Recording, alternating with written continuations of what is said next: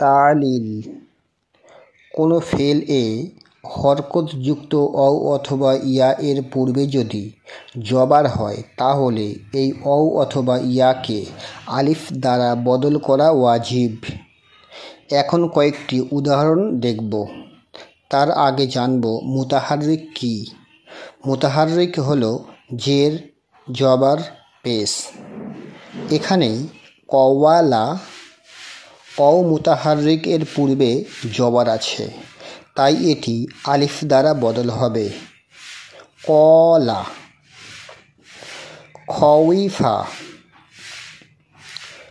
এখানে অ মুতাহাররিকের পূর্বে জবর আছে, তাই এটি আলিফ দ্বারা বদল হবে খফা। বাইয়া, এখানে ইয়া মুতাহাররিকের পূর্বে জবর আছে, তাই এটি আলিফ দ্বারা বদল হবে বা। ফাওয়াজা, অ মুতাহাররিকের পূর্বে জবর আছে, তাই এটি আলিফ দ্বারা বদল হবে ফাজা।